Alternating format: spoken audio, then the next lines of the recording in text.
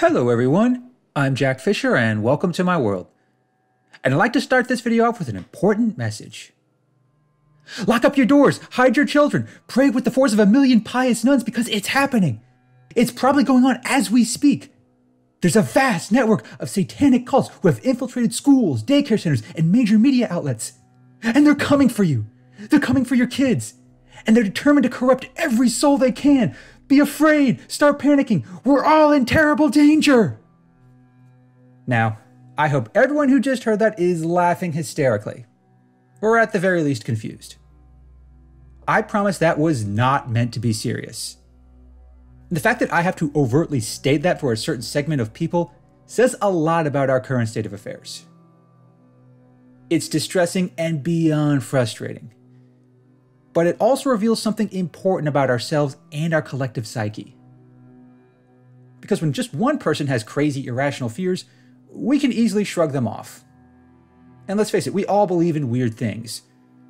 So long as they're not actively hurting anyone else, they're free to have those beliefs, however paranoid they might be. But when a large group of people have those fears, it's a lot harder to ignore. Large groups of people can and do affect the world around them. And that's especially true when their paranoia becomes a full-fledged panic, triggering outrage that spreads fear, ruins lives, and does real tangible damage. Just look at anyone who's ever been the target of an online hate mob, or worse yet, a real-world mob. But this sort of irrational panic goes beyond the internet. Hell, it even precedes it. There have been plenty of irrational panics throughout history, ranging from witch burnings in medieval Europe to communist agents in the 1950s. But of all the strange, irrational panics we've endured, none stand out quite like the Satanic Panic of the 1980s. If you haven't heard of it, well, consider yourself lucky. It may sound like the name of a bad heavy metal band, but make no mistake, this was no laughing matter. For a time, Satanism was a real, legitimate fear. Many people genuinely believed there was a conspiracy of Satanists looking to abuse, exploit, and corrupt children. Hell, some still believe it, albeit for very different reasons. But I'm not going to wade into that mess. I'd rather not tempt the YouTube algorithms. But in the 1980s, this particular satanic panic got so serious that major news outlets, the FBI, and even Oprah Winfrey began reporting on it.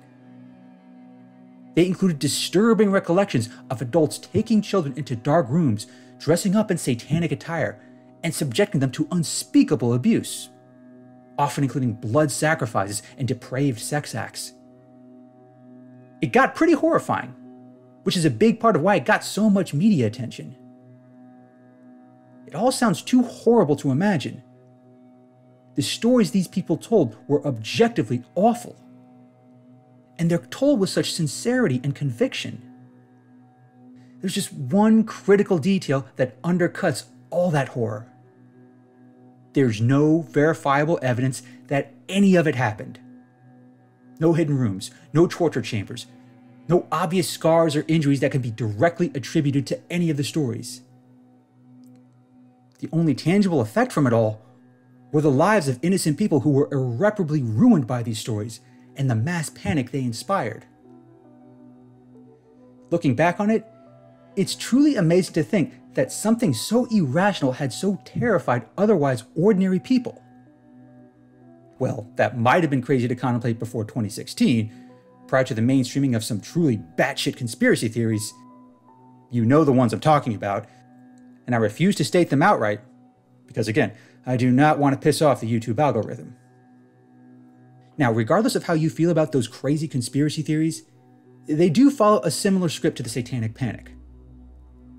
And because of the viral nature of digital communication, it's disturbingly easy to cause such a huge panic over something that is in no way real or true. Most people may roll their eyes at the notion that history tends to repeat itself from those who don't heed its lessons. But historically speaking, we keep having to relearn these lessons whenever a new panic pops up. One day, it's a conspiracy of Satanists. The next, it's a conspiracy of culture critics looking to destroy video games, comic books, or popular movie franchises. Then it's a cabal of evil billionaires looking to depopulate the world. And somewhere along the way, some crazy pastor calls Pokemon satanic. And seriously, I wish I was making that one up. But in every case, a similar pattern emerges. Now, as for the satanic ritual abuse panic of the 1980s, the catalyst was similar to what triggers a lot of panics. One particular story, which had little basis in fact, captures the public's imagination and terrifies parents, politicians, and conservatives to no end. The story in this case was called Michelle Remembers by Lawrence Pastor. This was to satanic ritual abuse what Paris Hilton was to ditzy reality stars. The book detailed a disturbing story disguised as a real documentation from a psychiatrist uncovering repressed memories. Specifically, the memories of a woman who had been abused by a satanic cult. Now, it's worth noting that this book was no detailed report of actual events. And almost immediately after publication, the legitimacy of the story came into question, and the author himself got sued for libel. But none of that mattered. The story went on to become very popular, especially among conservative Christian circles. The events it vividly detailed were actually taken seriously. People really did believe that this stuff was happening. There were real satanic cults out there, and they were doing all this horrible stuff to children. To make matters worse, they were hiding in places you'd never expect, organized by people who seemed normal and law-abiding. Anyone and everyone could potentially be a depraved satanic abuser. That irrational fear eventually culminated in the infamous McMartin preschool trial.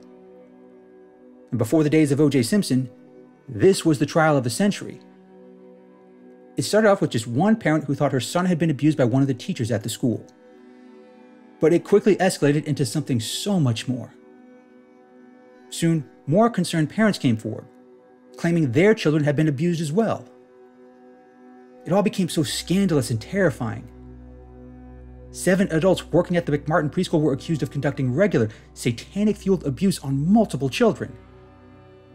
There are even stories about these secretive tunnels underneath the school that led to these chambers where all the abuse happened.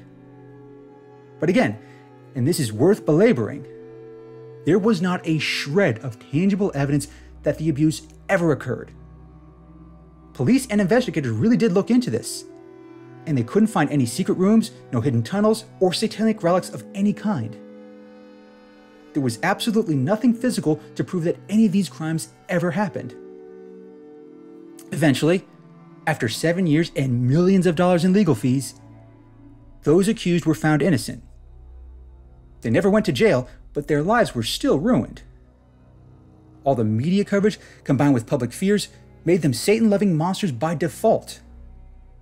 And even if they were the only victims, they still never got justice. It's nothing short of tragic, but there are also some hard lessons within that tragedy. Remember those terrible, elaborate allegations? The ones that horrified parents and pastors to no end? Well, the problem with those recollections was that they were primarily based on the testimony of young children. And that's a major red flag, especially for lawyers and law enforcement. Now, you don't need to be a law expert to understand that most anecdotal evidence, even from otherwise competent adults, is notoriously unreliable. That's why such evidence is rarely admissible in trial. You can have 100 witnesses claim that you robbed a bank, but if there's detailed video evidence that you were in another country at the time, then you'll likely walk free. It's because people's memories can be unclear at best and deceptive at worst. And for young, impressionable children, it's even more unreliable. And in the McMartin case, the prosecutors and investigators only made it worse. That's because much of the testimony from those children came largely through something called recovered memory therapy. Now, it's not actually as intensive as it sounds. The therapists just ask these kids leading questions. Over time, they can get the kids to say whatever they want while claiming it's a real memory. It proved to be an effective but dangerous tool, both for the prosecution and for furthering the moral panic surrounding satanic ritual abuse. Because it's one thing when an adult makes a claim that sounds extreme, but when a child says it, who may or may not have been horribly abused, that nurturing instinct in most decent human beings tends to go into overdrive. It doesn't matter if there's no evidence. The mere possibility that it might be true tends to convince us. And that can lead rational, decent people to not think before they add to the panic. And even after more thorough investigations of the McMartin case revealed these truths, there was still plenty of panic to go around. But therein lies the lesson that we should take from the Satanic Panic, especially now when it's so easy to spread crazy stories, misinformation, and outright lies. Now, the panic may seem laughably absurd in hindsight, but there's no getting around it. Innocent people who had never done any harm to any child, suffered because of this panic. It didn't matter that the stories were false. It didn't matter that the inspiration of the panic was built on an elaborate fiction and quack science. Enough people still bought into it. And even after the truth came out, people still bought into it, no matter how many lives it ruined. It still happens regularly, albeit on a smaller scale with internet hate mobs. That's not to say there isn't real harm. Online harassment, as well as tactics like doxing, can actually hurt people. Sometimes it leads to real-world crime, mental illness, and even suicide. It would be so easy to say that you just shouldn't believe everything you see on the internet. But the Satanic Panic proved that even without the internet, people will believe absurdly damaging things. And both adults and children alike will suffer, especially if they're vulnerable minorities. In addition to these personal impacts, the Satanic Panic reaffirms why we need a working justice system. It also affirms why the standard of proof for serious crimes is so high. Because if someone is going to be convicted of a terrible crime, there has to be really solid evidence that they're guilty. And the testimony of impressionable children just doesn't cut it. And in a civilized society, we understand that punishing innocent people can be much more damaging than letting a single guilty person go. Now, I know that doesn't sit well with everyone.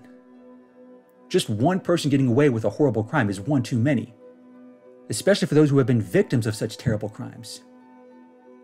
However, and I know this may strike the wrong chords with certain people, but that's the price we all have to pay for a functioning justice system. Yes, it's not perfect, and it can never be perfect because humans aren't perfect. But trying to make it perfect at the cost of ruining innocent lives just undermines the very concept of justice. And again, that's the only tangible thing that the Satanic Panic ever achieved. It just caused those caught up in it to suffer. Now, in general, the efforts to protect children from abuse of any kind is a noble endeavor. And many of those who got caught up in the Satanic Panic weren't dumb, cruel, or sadistic. Like I said, they really did believe that satanic ritual abuse was real, and they wanted to protect their children from it. They were so sincere in that notion that the idea that they might be wrong or misguided just seemed untenable. Most of us, especially those who are parents, can sympathize with that. But still, we can't lose sight of the bigger picture. The Satanic Panic demonstrated the danger of not thinking critically about real issues, especially in matters of crime and criminal justice. And when outrage, anecdotes, and hyperbole are the primary drivers of a panic, it leaves little room for actual substance and nuance. And that substance matters even more today because, in terms of the bigger picture, violence overall has gone down significantly over the past half-century. To all those watching this video, you and your children are safer today than they ever were in the 1980s. Now, I know that's not comforting to those who've been legitimately victimized by violent crime, but one burning tree need not start a raging forest fire. In the end, the Satanic Panic created a scary environment for parents and children alike, so much so that things like facts, truth, and justice got lost along the way. But those little things matter even more as our world becomes more connected. And if there's an ultimate lesson that we should learn from the Satanic Panic, is that terrible stories can lead to terrible injustices, especially if the truth gets overlooked. Thanks for watching, everyone, and thanks for joining me in my world. Please remember to like, comment, and subscribe. And until next time, take care and stay safe.